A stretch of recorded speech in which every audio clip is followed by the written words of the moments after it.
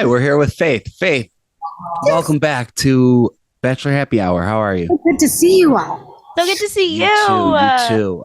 So let's just we have a busy night, so let's just jump right into it. How did it feel watching the breakup back on stage? Oh, you guys, it was so hard. I'm not gonna lie, it was gut wrenching. I mean, it was completely gut wrenching to watch that.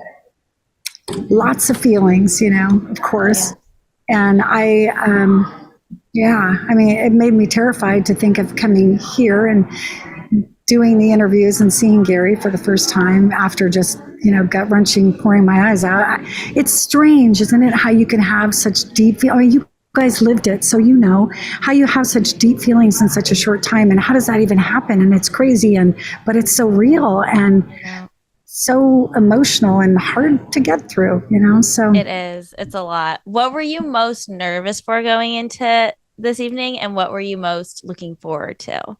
I think I was most looking forward to just getting some kind of answer of like, what happened? Why, how do you go from the most amazing feeling in the world to being walked out and said, goodbye to? It's going to make me cry. So yeah, I mean, that was just super, super hard for me to deal with because, you go through those things in your head, like, was I the only one that felt that? How did it feel so real and so great and so wonderful? And then maybe that was all in my own head because now we just said goodbye. And as you know, you walk out and you're done and there's no closure right then. You're in a limo, you're gone. Very few words were spoken with us. So it was, it's really hard. So I guess when you say, what was I most worried about? I was worried about bawling like a baby. I was, and I was also worried about wondering if he would just give me that stoic, closed-off look, like he was a complete stranger, and because that's what he did that night when he said goodbye. It's what it felt like. So I don't know if I could have handled that. I don't feel like that would have given me any closure. So the fact that he opened up and was true and hugged me and even told me that he loved me, and I just felt like it's okay that we love each other, and nobody can take that from us.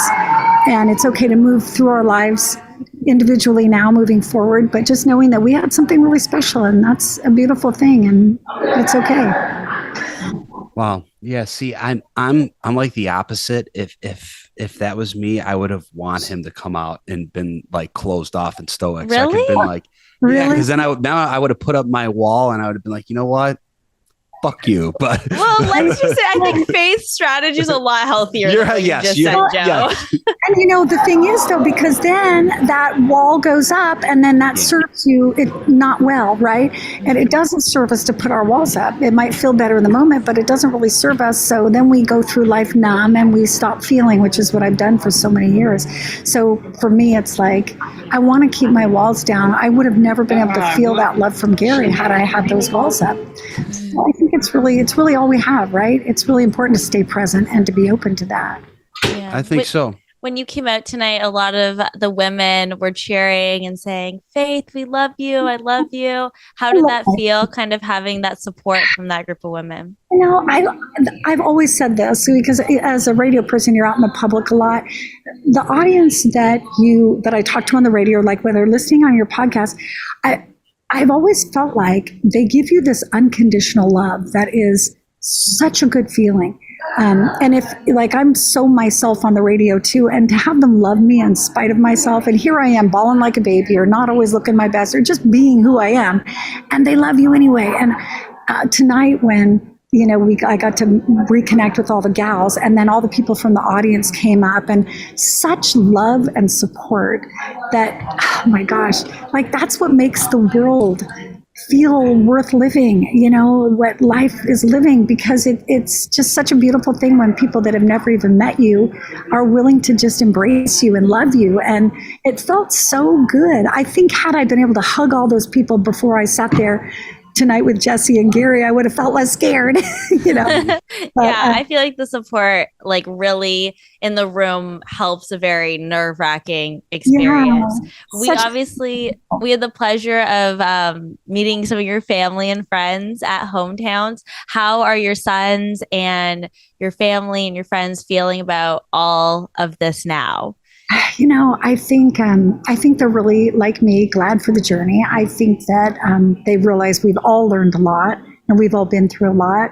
And I think they can see that it really has made kind of a life-changing effect for me.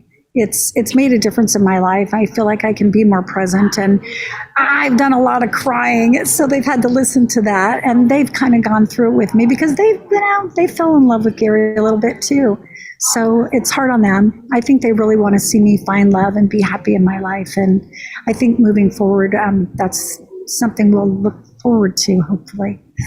Yeah, you know what, Faith, I have a lot of hope for you, and I really I just don't think this is going to be the last time we talk to you. But you look wonderful. You came across so elegant tonight. So happy for you, and yeah, we're gonna have to let you go. But thank you so much for coming on, and I look forward to talking to you soon. Yeah, thanks, Faith. Congrats on tonight. You too. I'm so happy. You two are so good. It's so cute. It's so cute. Hopefully we'll talk again sometime. Yes, thanks, you look Faith. amazing. We'll talk to you soon.